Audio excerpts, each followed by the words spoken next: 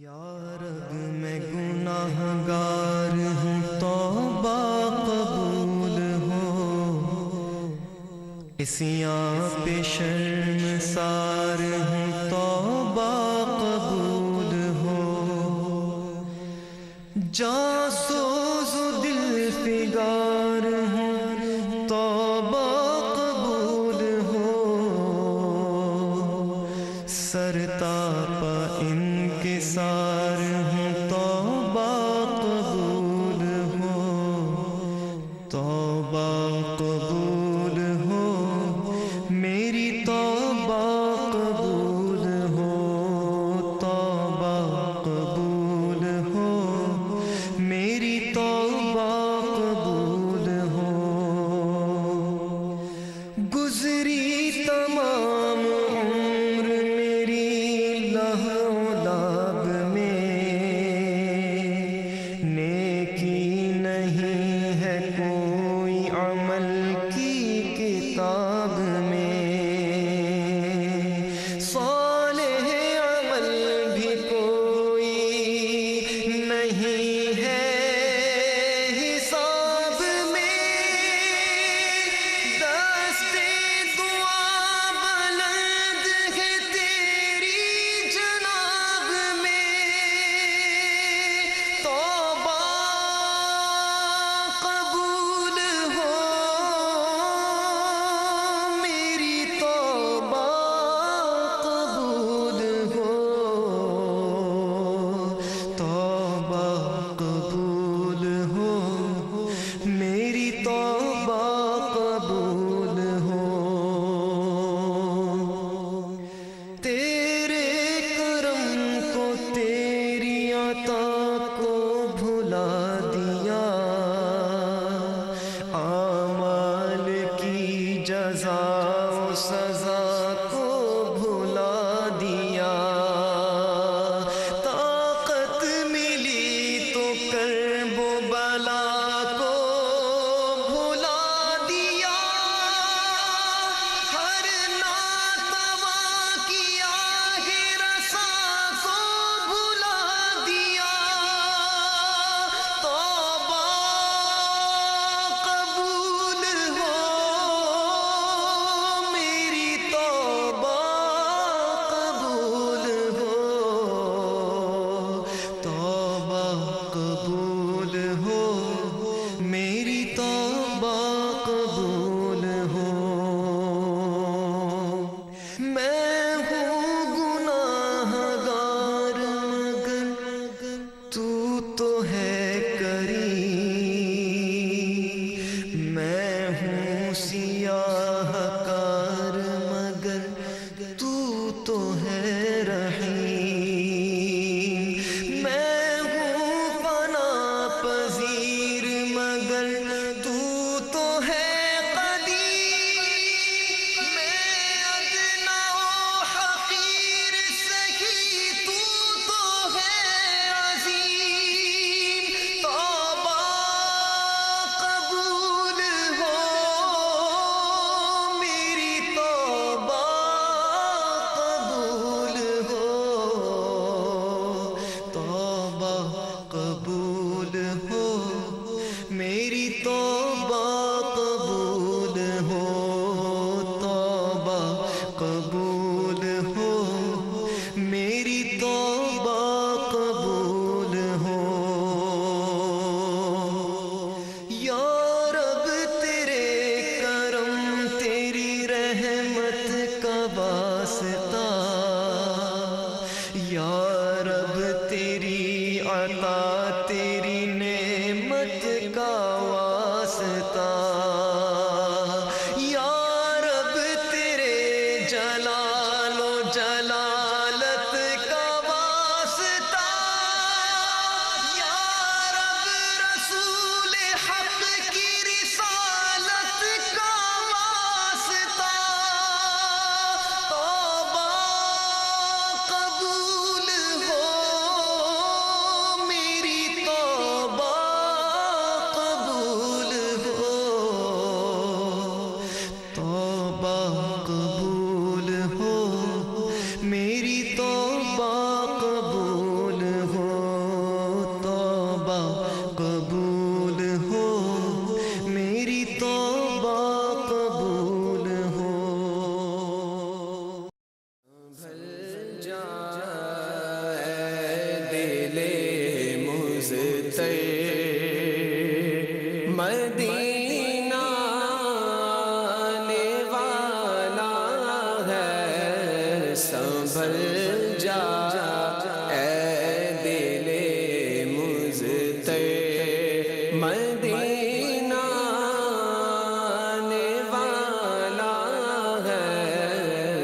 سنبھل جا اے دل مضطرب، سنبھل جا اے دل مضطرب، مدینہ آنے والا ہے، لوٹا اے چشم تر گوہر، مدینہ آنے والا ہے، لوٹا اے چشم تر گوہر، مدینہ آنے والا ہے، سنبھل جا اے دل مضطرب، قدم بن جائے میرا سر،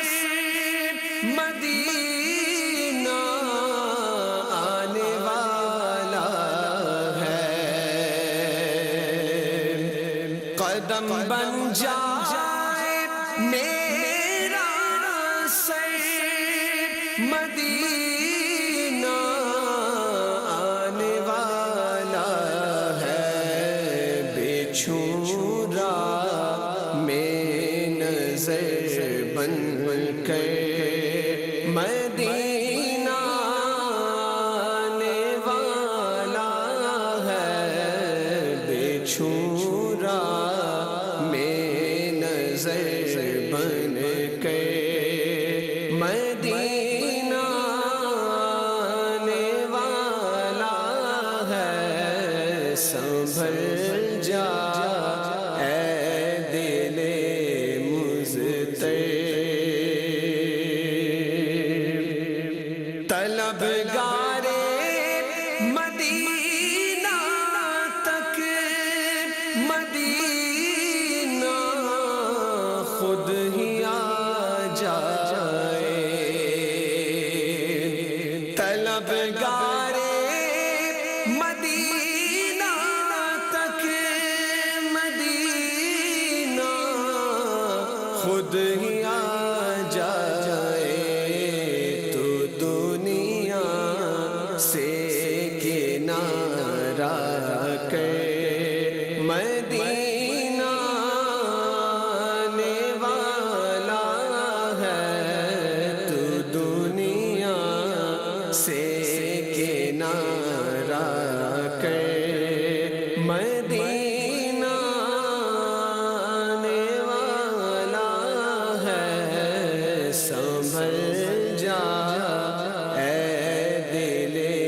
مضطرب، ذرا اے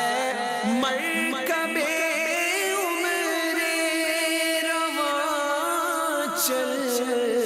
برق کی صورت، ذرا اے مرکب عمر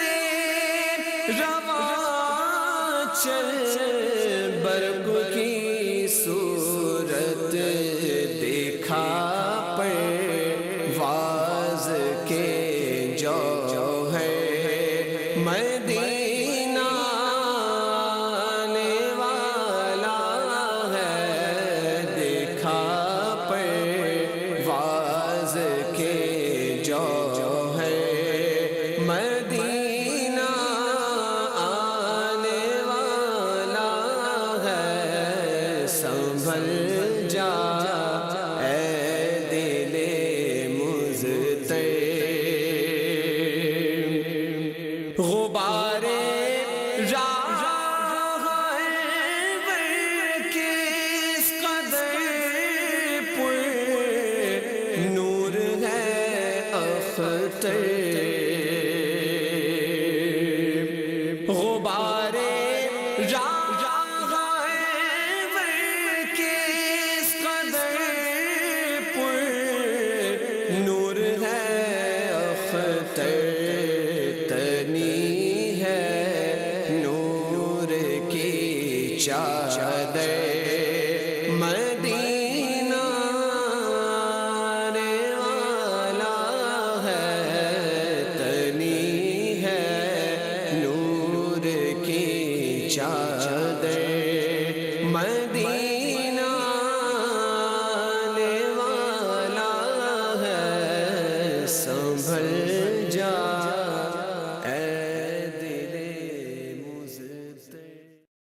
الحمدللہ رب العالمین والصلاة والسلام علی سید الانبیاء والمرسلین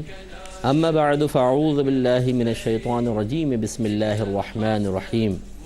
الحمدللہ حج کے سلسلے میں آج یہ ہمارا 8واں اور آخری پروگرام ہے، اور پچھلے پروگرام میں ہم نے آپ کو بتایا تھا جس کا خلاصہ یہ ہے کہ 8 ذو الحجہ کو آپ مینا جائیں گے اور ظہر، عصر، مغرب، عشاء اگلے دن کی فجر گزاریں گے۔ پھر آپ میدان عرفات آئیں گے، 9 ذو الحجہ کا پورا دن یہاں گزارا جائے گا۔ غروب آفتاب کے بعد آپ پھر مزدلفہ تشریف لے جائیں گے۔ وہاں مزدلفہ میں پوری رات گزارنے کے بعد اول وقت میں فجر مزدلفہ کے میدان میں ہی ادا کریں گے، کیونکہ طلوع فجر سے لے کر طلوع آفتاب کے درمیان کبھی بھی تھوڑا سا ایک لمحہ بھی انسان مزدلفہ میں ٹھہر جائے تو وقوف کا واجب ادا ہو جاتا ہے۔ پھر آپ جائیں گے آج مینا اور صرف بڑے شیطان کو 7 کنکریاں ماریں گے۔ یہ مارنے کے بعد پھر آپ قربانی کریں گے۔ تو یہ اچھی طریقے سے یاد رکھیں، اطمینان کر لیں کہ کسی قابل اعتماد شخص کو اس قربانی کی ذمہ داری دیں۔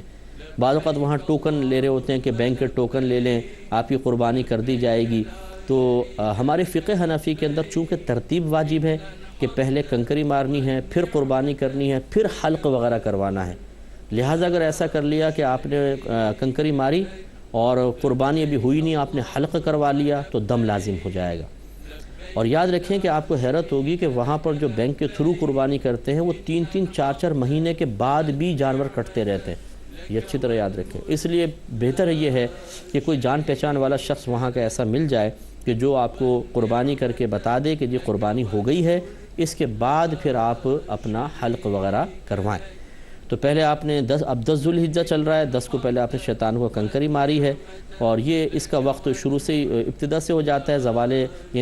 زوال کا وقت کا انتظار کرنے کی حاجت نہیں ہے، جیسے آپ وہاں پہنچے کنکری مار سکتے ہیں، رات میں بھی مار سکتے ہیں، اگلے دن کی فجر تک پورا وقت ہوتا ہے۔ اس کے بعد پھر آپ نے قربانی اگر آپ کی ہو گئی ہے تو آپ حلق وغیرہ کرا کر اور اس سے آپ بالکل فارغ ہو سکتے ہیں، یعنی حالت احرام سے آپ باہر آ جائیں گے۔ اس کے بعد عام کپڑوں کے اندر 10 کو ہی آپ بہتر ہے کہ طواف الزیارہ کر لیں۔ طواف الزیارہ حج کا دوسرا رکن اعظم ہے، اور اس کا وقت 10 کو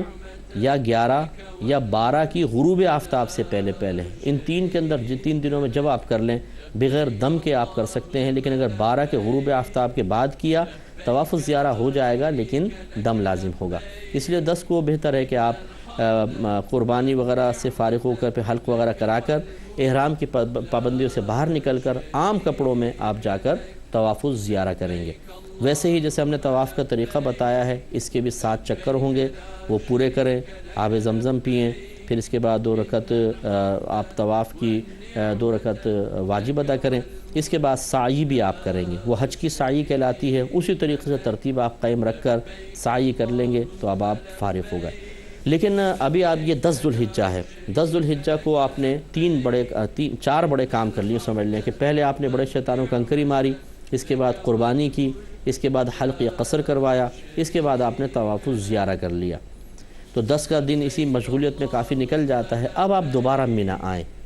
اور وہاں پہ رات وہیں گزاریں، اگلے دن 11 اور پھر 12 کا دن یہ آپ نے یہیں گزارنا ہے، اس کے راتیں بھی یہیں گزارنی ہیں، اور اگلے دن پھر آپ نے تینوں شیطانوں کو کنکری مارنی ہے، یعنی 11 اور 12 کو۔ یاد رکھیں کہ فقہ حنفی کی روشنی میں پہلے دن 10 ذو الحجہ کو جو بڑے شیطان کو آپ نے کنکری ماری تھی اس کا وقت تو فجر کے بعد ہی شروع ہو گیا تھا، لیکن 11 اور 12 کو سب سے پہلے آپ چھوٹے شیطانوں کنکری ماریں گے، پھر درمیانے کو، پھر بڑے کو، اور اس کا وقت زوال کے بعد شروع ہوگا۔ تو آپ کسی سے معلوم کر لیں گے، پتہ چل جائے گا، زوال سے پہلے مت ماریے گا۔ بعض لوگ اس طرح کرتے ہیں کہ فجر کے فوراً بعد 11 کو بھی فجر کے فوراً بعد پہنچ کے کنکری مار لیتے ہیں۔ ہمارے فقہ حنفی کے روشنی میں یہ صحیح نہیں ہے۔ اگر کسی نے زوال سے پہلے کنکری ماری تو اس کی کنکری نہیں ہوگی، یعنی 11-12 کی میں بات عرض کر رہا ہوں۔ زوال کے وقت کا انتظار کریں، اس کے بعد پھر آپ پہلے چھوٹے شیطان کو 7 کنکری ماریں، پھر اس کے بعد درمیانے شیطان کو 7 کنکری، اور پھر بڑے شیطان کو 7 کنکریاں ماریں گے۔ اس طرح 21 کنکریاں ایک دن میں آپ کو مارنی ہوں گی، اور یہ دن آپ کو وہیں گزارنا ہوگا۔ پھر اس کے بعد رات آپ گزاریے، پھر اگلا دن آ جائے گا، یہ 12 کا دن ہے۔ اس میں بھی کنکری مارنے کا وقت وہی ہے زوال آفتاب کے بعد سے، یعنی زوال کے وقت جب ختم ہو جائے پھر آپ کنکری ماریں، پہلے چھوٹے کو، پھر درمیانے کو، پھر بڑے کو، اور ساتھ آپ کو کنکریاں مارنی ہوں گی۔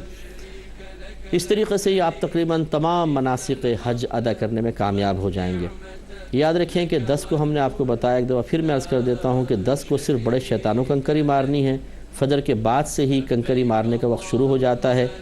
دن میں بھی مار سکتے ہیں اور غروب آفتاب کے بعد بھی مار سکتے ہیں، لیکن رات کو مارنا خلاف سنت ہے۔ ہاں اگر کوئی صحیح عذر ہے، جیسے کمزور ہیں، عورتیں ہیں، بچے ہیں، تو وہ رات میں بھی مار سکتے ہیں، اور اس کا وقت پھر اگلے دن کی فجر سے پہلے تک رہتا ہے۔ اس طرح 11 کا جو کنکری مارنے کا وقت ہے زوال آفتاب کے بعد شروع ہوتا ہے، اور یہ پورا دن بھی آپ مار سکتے ہیں۔ پھر رات میں اگر مطلب عذر ہے تو رات میں مار سکتے ہیں، اگلے دن کی فجر تک اس کا وقت رہے گا۔ پھر 12 کو بھی یہی ترتیب ہوگی۔ یاد رکھیں کہ اگر کوئی 13 کو بھی ٹھہر گیا،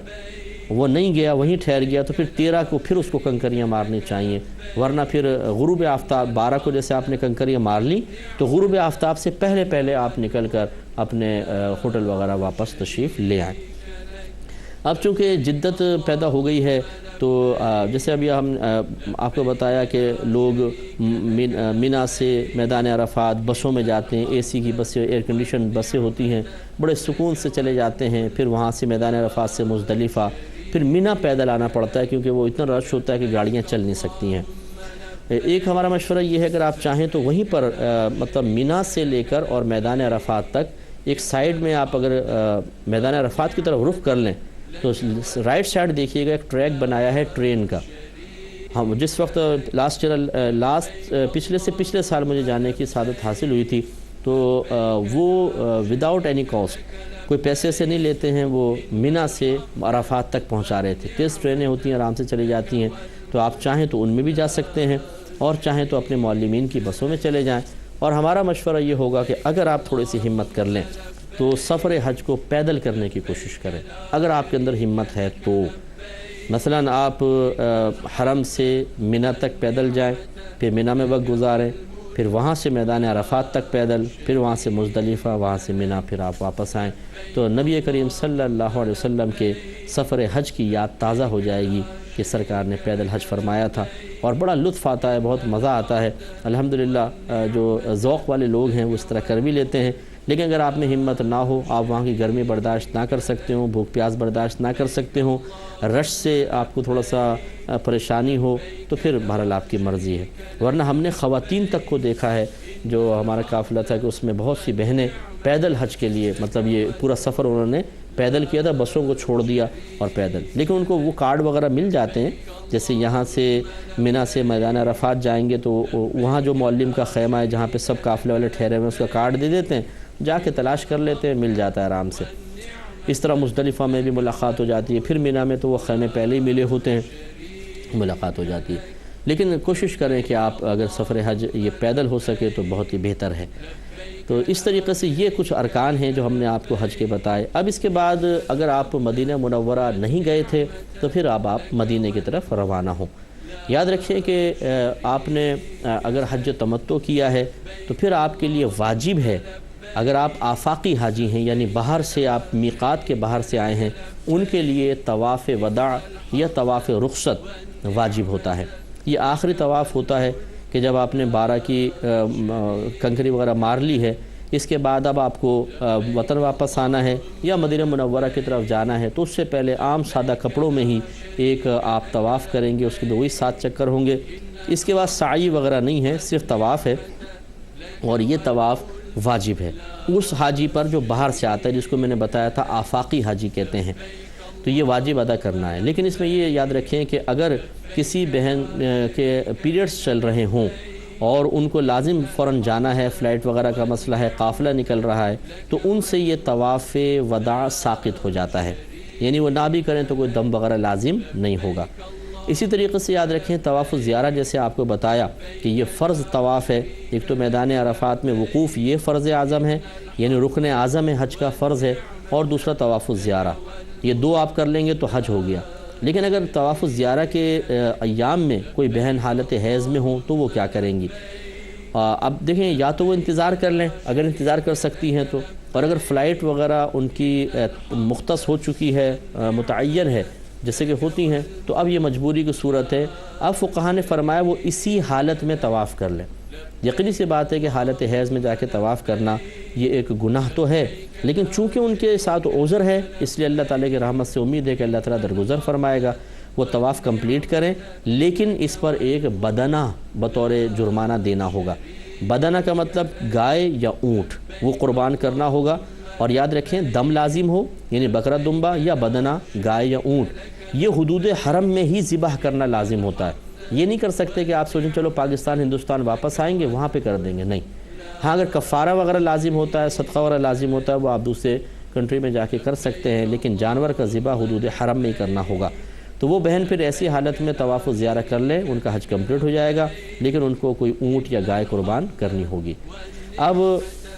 آپ مدینہ منورہ کی طرف جائیں گے، مکۃ المکرمہ سے جب نکلنے لگیں مسجد حرام میں الوداعی حاضری دیں، طواف رخصت تو آپ نے کر ہی لیا ہے، اور بڑی حسرت کے ساتھ پھر آپ الٹے قدموں پیچھے ہٹیں تو بہت ہی بہتر ہے، اور یہ دل میں خیال لائیں کہ ہو سکتا ہے یہ میری زندگی کی آخری حاضری ہو اور پھر اس کے بعد مجھے کبھی موقع نہ ملے۔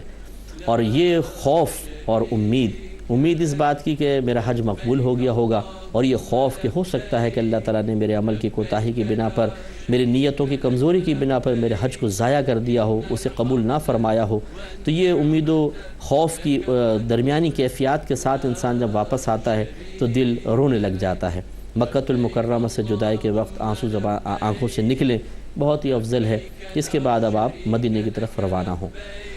عشاقان رسول صلی اللہ علیہ وسلم کے لیے مدینہ شریف کی حاضری بہت ہی افضل ہے، تو درمیان میں کوشش کریں خوش الہان نعت خانوں کی نعتیں، فضائل مدینہ پر مشتمل کتابیں وغیرہ زیر مطالعہ رکھیں تاکہ ذوق بڑھے۔ وہاں پر بھی آپ کو ایسے ہی کرنا ہے کہ پہلے آپ ہوٹل پہنچیں، آرام سے فریش ہوں، غسل کریں، نہائیں وہائیں اچھی طریقے سے، پھر سرما لگائیں، صاف ستھرے کپڑے استری والے پہنیں، اور میں نے جیسے بتایا تھا کہ نئے کپڑے لے لیں، بہت اچھی بات ہے، خوب عطر وغیرہ ملیں، اور پھر بڑے ادب اور احترام کے ساتھ اب بارگاہ رسالت میں حاضری کے لیے آپ چلیں۔ پہلے آپ مسجد میں داخل ہوں، سیدھے قدم رکھ کر داخل ہوں، اور کوشش کریں کہ جاتے ہوئے بس یہ سوچیں، وہی جیسے ہم نے مکے میں آپ کو عرض کیا تھا کہ وہاں جاتے ہوئے بھی یہ سوچنا چاہیے کہ میں اپنے آقا کی بارگاہ میں حاضر ہو رہا ہوں، بڑا نافرمان غلام ہوں، پتہ نہیں میری حاضری سرکار قبول فرمائے نہ فرمائے۔ تو کوشش کریں روئیں، رونا نہ آئے تو رونے والی شکل ہی بنا لیں۔ مسجد میں جا کر 2 رکعت تحیۃ المسجد اگر مکروہ وقت نہیں ہے تو ادا کریں، اور پھر آپ بارگاہ رسالت میں حاضر ہوں۔ اگر آپ سنہری جالیوں پر حاضر ہونا چاہتے ہیں تو کوئی منع نہیں ہے، لیکن ہمارے اکابرین نے بیان فرمایا، بڑے بڑے علماء نے بیان فرمایا کہ سنہری جالی کو آپ ہاتھ نہ لگائیں، بلکہ 4 قدم کے فاصلے پر کھڑے ہوں، اور سنہری جالیوں کی طرف رخ کر کے پہلے نبی کریم صلی اللہ علیہ وسلم کی بارگاہ میں الصلاۃ والسلام علیک یا رسول اللہ کہہ کر آپ سلام عرض کریں، اور یاد رکھیں کہ روضہ رسول پہ کھڑے ہو کر الصلاۃ والسلام علیک یا رسول اللہ کہنے میں کسی کا اختلاف نہیں ہے۔ ہر مکتب فکر اس کو جائز کہتا ہے کہ ہاں روضے کے سامنے یہ کہنا بالکل جائز ہے، دور میں اختلاف ہے وہ ہے بالکل ہے، لیکن وہاں پر آپ کہہ سکتے ہیں سرکار کی بارگاہ میں ان کو مخاطب کر کے سلام عرض کریں۔ پھر حضرت ابوبکر صدیق رضی اللہ تعالیٰ عنہ کی خدمت میں، پھر عمر فاروق رضی اللہ تعالیٰ عنہ کی خدمت میں، پھر ان شیخین کریمین کی خدمت میں ایک ساتھ کریں، اور پھر اللہ تعالیٰ کی بارگاہ میں جو آپ دعا مانگنا چاہتے ہیں دعا مانگیں۔ یاد رکھیں کہ عقیدت جب تک دائرہ شریعت میں رہے تو بہت اچھی ہے، ایسا نہیں ہونا چاہیے کہ آپ کوئی وہاں پر عقیدت میں بے ادبی کا ارتکاب کر لیں، شرطوں سے لڑنا، جھگڑنا، شور مچانا، آوازیں بلند کرنا، یہ قطعاً غیر مناسب ہے۔ آپ آرام سے وہاں کھڑے ہوں، جو اللہ تعالیٰ کی رحمت برکتیں نازل ہو رہی ہیں ان سے فیضیاب ہوں، اور پھر باہر آپ تشریف لے جائیں۔ کوشش کریں کہ زیادہ سے زیادہ وقت اپنا مسجد میں گزاریں، اور باہر گھومنے کے وقت بہت زیادہ ہیں۔ 40 نمازیں اگر وہاں پہ آپ پڑھ لیں تو نبی کریم صلی اللہ علیہ وسلم نے ارشاد فرمایا کہ جس نے میری اس مسجد میں 40 نمازیں ادا کیں، اللہ تبارک و تعالیٰ اسے نفاق اور جہنم کی آگ سے نجات عطا فرمائے گا۔ تو اس لیے کوشش کریں کہ 8 دن وہاں پہ اگر آپ کا اسٹے ہے تو 8 دن وہاں گزار لیں، اور اس میں 40 نمازیں ہو جائیں گی، 40 نمازیں وہاں کمپلیٹ کریں۔ مکے میں بھی مدینے میں بھی اگر آپ زیارتوں کے لیے جائیں تو ضرور جائیے، کوئی مسئلہ نہیں ہے۔ غار ثور ہے، غار حرا ہے جیسے، اور پھر غزوہ احد کے شہدائے احد کے مزارات ہیں، اور مختلف مقامات پہ کنویں ہیں، وہاں کی زیارتیں کریں، جو پرانے باغات ہیں ان کی زیارت کریں۔ اسی طرح جنت البقیع کے قبرستان ہے، وہاں جنت المعالی کا قبرستان ہے۔ تو غرض ہے کہ جہاں جہاں آپ یہ سنتے ہیں کہ یہ کوئی متبرک مقام ہے، جیسے وہاں مطلب مسجد قباء تشریف لے جائیں، اس طرح مکے کے اندر بہت سارے متبرک مقام ہیں۔ اگر آپ کو کوئی پرانا ایسا شخص وہاں کا مقامی مل جاتا ہے، مقامی سے مراد ہو ہندوستانی پاکستانی لیکن طویل عرصے سے رہ رہے ہوں، ان کو بڑی معلومات ہوتی ہیں یہ کون کون سے مقامات متبرک ہیں، وہ آپ کو لے جائیں گے۔ ضرور ان کی وہاں پہ حاضری دیں اور ان کی برکات کو سمیٹیں، لیکن کوشش یہ کریں کہ وہاں سے کوئی چیز اٹھا کے نہ لائیں، یعنی پتھر وغیرہ اٹھا لیتے ہیں لوگ اور مٹی اٹھا لیتے ہیں، یہ مناسب نہیں ہے، کیونکہ ایک ایک پتھر شعور رکھتا ہے۔ قرآن عظیم اٹھا کے پڑھے، اللہ تعالیٰ فرماتا ہے کہ بعض پتھر اللہ کے خوف کی وجہ سے زمین پہ گر پڑتے ہیں، ان کو شعور ہوتا ہے۔ اب جب اس متبرک مقام سے آپ اس پتھر کو اٹھائیں گے تو بہرحال اس کو وہاں کی جدائی شاید مناسب نہ محسوس ہو، تو اس طرح اچھا نہیں لگتا ہے کہ آپ یہ لیں۔ ہاں ویسے آپ دیگر تبرکات ضرور لے کر آئیں، جیسے آب زمزم لوگ لے کر آتے ہیں، کھجوریں وغیرہ لے کر آتے ہیں، اس میں کوئی حرج نہیں ہے۔ تسبیحات وغیرہ لائیں کہ یہ سنت کریمہ ہے۔ اعلیٰ حضرت امام اہل سنت نے خاص طور پہ اجازت مرحمت فرمائی کہ واپس آئیں تو کوئی نہ کوئی تحفہ ضرور وہاں کا لے کر آئیں، کیونکہ یہ پیار اور محبت کی بات ہوتی ہے۔ تو 8 دن بڑے ادب اور احترام کے ساتھ وہاں گزاریں۔ یہ سرکار کا شہر ہے، اس میں ذرا سی بھی بے ادبی سے ہمارے پوری زندگی کے نیک اعمال برباد ہو سکتے ہیں، لہذا جگہ جگہ تھوکنا، کچرا پھینک دینا، یا معاذ اللہ ثم معاذ اللہ کوئی نازیبہ کلمہ مدینے کے لیے کہہ دینا کہ یار مزہ نہیں آیا یہاں تو معاذ اللہ، یا یہ کیا یار گندگی پڑی ہے، خود اللہ نہ کرے کسی چیز کو دیکھ کر ایسا کہہ دیں، یہ بالکل تنقید بالکل بھی نہیں کرنی ہے۔ اور پھر اس کے بعد جب واپسی کا وقت آئے تو پھر بہت ہی حسرت کے ساتھ وہاں سے رخصت ہوں کہ سرکار کی بارگاہ میں جو انعامات، جو رحمتیں آپ پہ نازل ہو رہی ہیں، ابھی ہمیں چونکہ نظر نہیں آ رہی، ہمیں اندازہ نہیں ہے، لیکن جب ہمیں بعد میں پتہ چلے گا مرنے کے بعد یا میدان محشر میں اس کا جب اجر ملے گا تو ہمیں اندازہ ہوگا کہ کتنی بڑی یہ نعمت تھی۔ اس لیے کوشش کریں بڑے ادب اور احترام کے ساتھ وہاں وقت گزارا جائے، فضول ضائع نہ کریں اس کو۔ اچھا، اب ہوتا یہ ہے بعض اوقات کہ حج کرنے کے بعد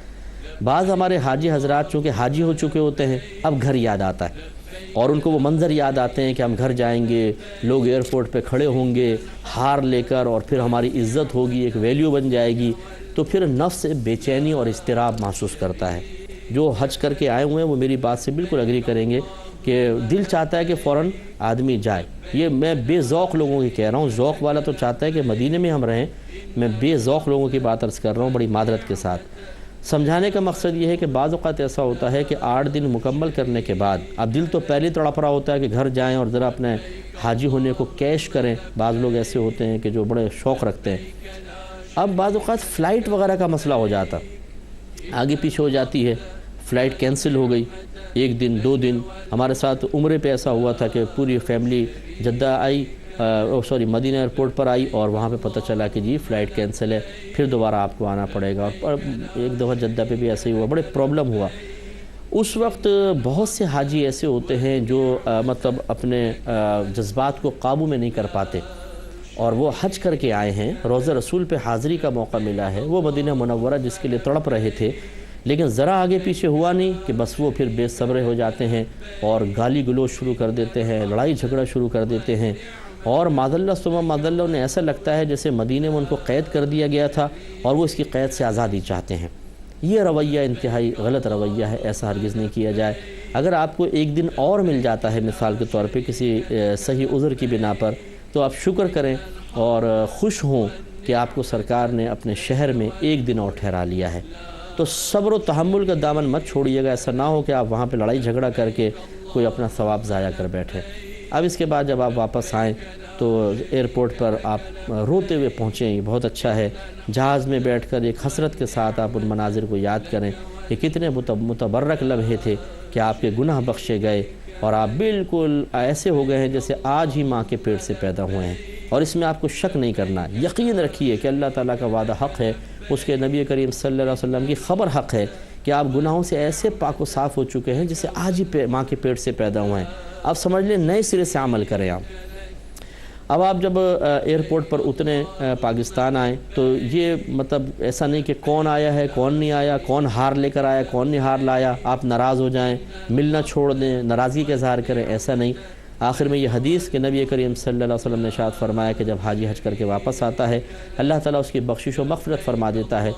اور حاجی جس کے لیے مغفرت کی دعا کر دے اللہ تعالیٰ اس کی بھی بخشش و مغفرت فرما دیتا ہے۔ اللہ تعالیٰ ہم سب کو حج کرنے کی توفیق عطا فرمائے، جو حج کر کے آئے انہیں دوسروں کے لیے دعائے مغفرت کر کے ان کی بھی بخشش کا سامان کرنے کی توفیق عطا فرمائے، آمین۔ وآخر دعوانا ان الحمدللہ رب العالمین۔ تیرے قدموں میں آنا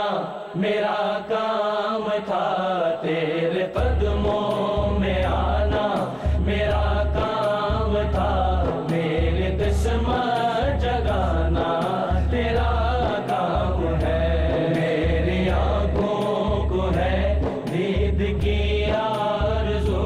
میری آنکھوں کو ہے دید کی آرزو، رخ سے پردہ اٹھانا تیرا کام ہے، پیش ہر آرزو ہر تمنا کرو، پیش ہر آرزو ہر تمنا کرو، تھام لو جالیاں التجائیں کرو، مانگنے والو دامن کشادہ کرو، مانگنے والو دامن کشادہ کرو، کملی والے کا فیض کرم عام ہے، تیرے قدموں میں آنا میرا کام تھا، تیرے قدموں میں آنا میرا کام تھا، میری قسمت جگانا تیرا کام ہے، میری آنکھوں کو ہے دید کی آرزو، میری آنکھوں کو ہے دید کی آرزو، رخ سے پردہ اٹھانا تیرا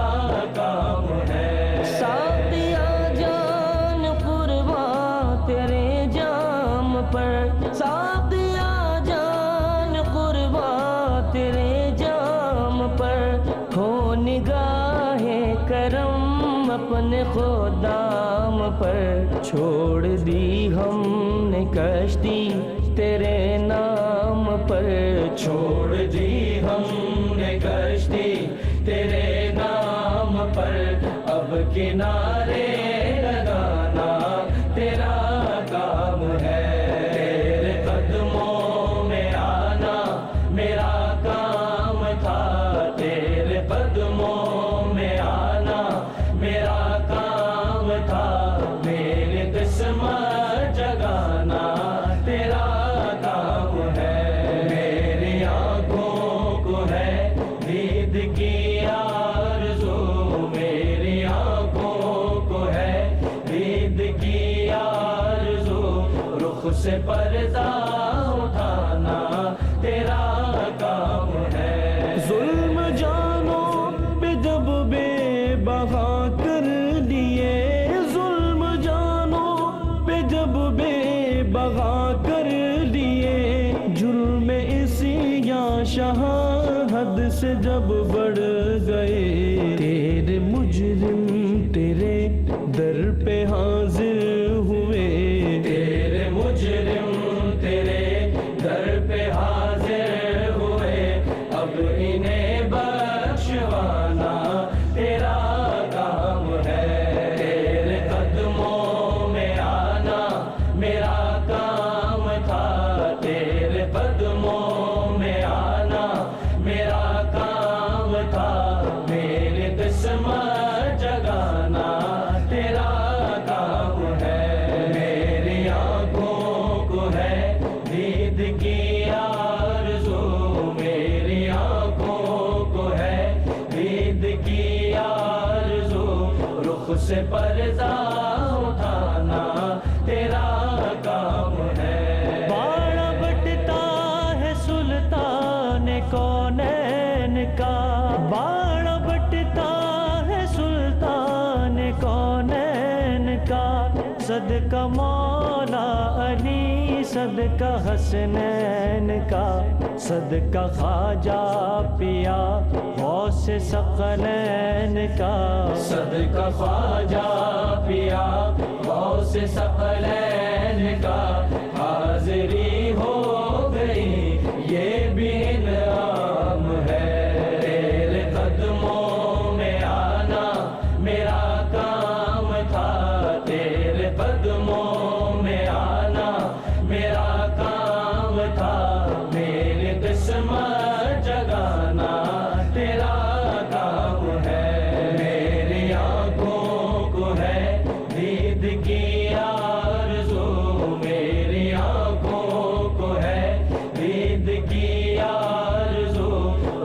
سے پردہ اٹھانا تیرا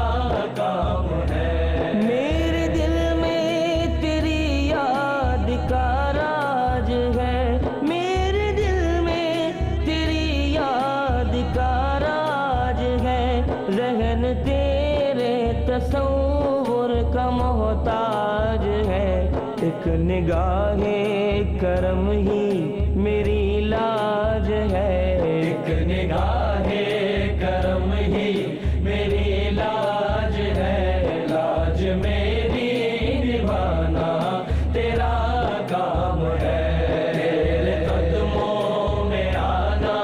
میرا کام تھا، تیرے قدموں میں آنا میرا کام تھا، میری قسمت جگانا تیرا کام ہے، میری آنکھوں کو ہے دید کی آرزو، میری آنکھوں کو ہے دید کی آرزو، رخ سے پردہ اٹھانا تیرا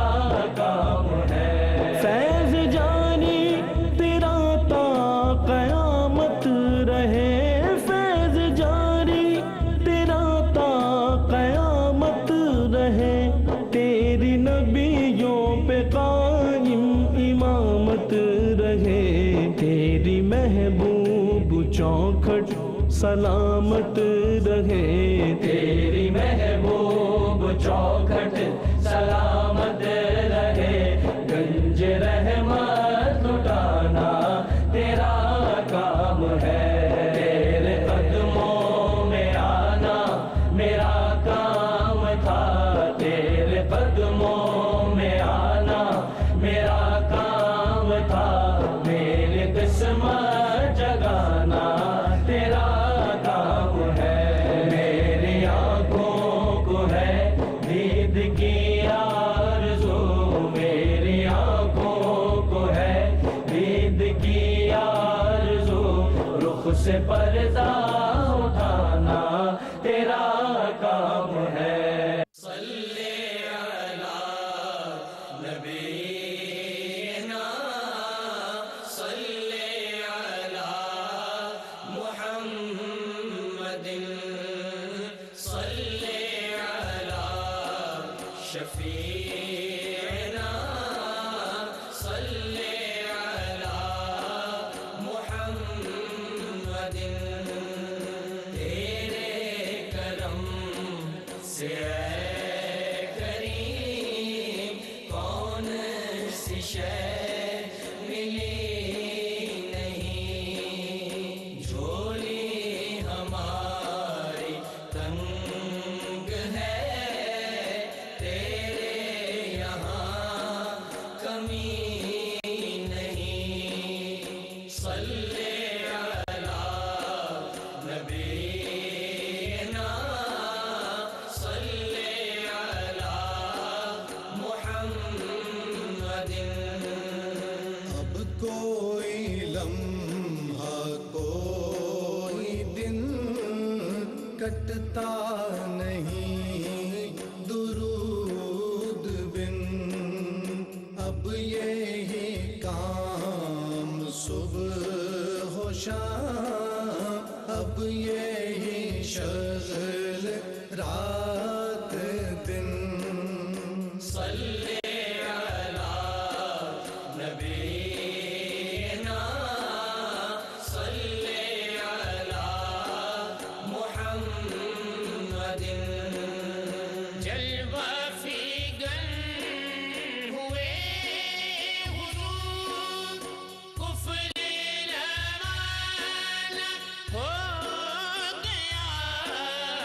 جس کے حضور ہو گئے اس کا زمانہ ہو گیا، صلی علی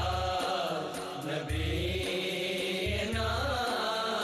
صلی علی محمد، پھر کے گلی گلی تباہ ٹھوکریں سب کی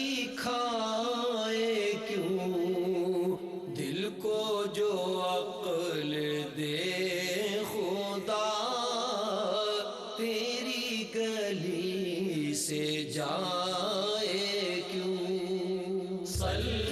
علی نبینا صلی علی محمد.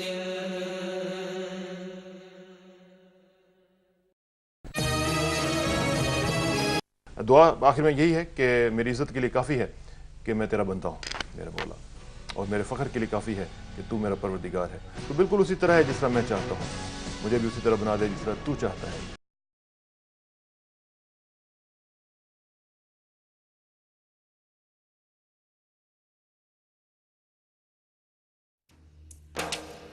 خوشا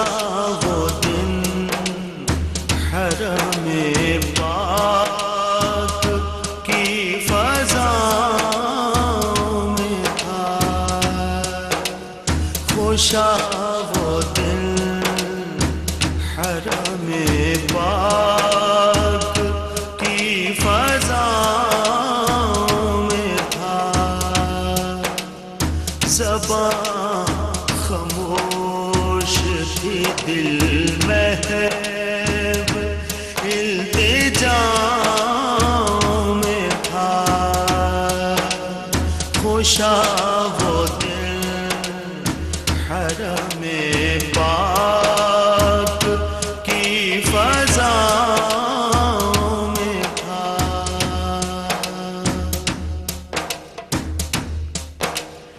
غلاف خانہ کعبہ تھا میرے ہاتھوں میں. غلاف خانہ کعبہ تھا میرے ہاتھوں میں. خدا سے عرض و گزارش کی انتہا میں تھا. خدا سے عرض و گزارش کی انتہا میں تھا. خوشا وہ دن حرم پاک کی فضاؤں میں تھا. در کرم پہ صدا دے رہا تھا اشکوں سے. در کرم پہ صدا دے رہا تھا اشکوں سے. جو ملتزم پکھڑے تھے میں ان گداؤں میں تھا. جو ملتزم پکھڑے تھے میں ان گداؤں میں تھا. خوشا وہ دل حرم پاک کی فضاؤں میں تھا. حتیم میں میرے سجدوں کی کیفیت عجب. حتیم میں میرے سجدوں کی کیفیت عجب. جبھی زمین پتھی ذہن کہکشاؤں میں تھا. جبھی زمین پتھی ذہن کہکشاؤں میں تھا. خوشا وہ دل حرم پاک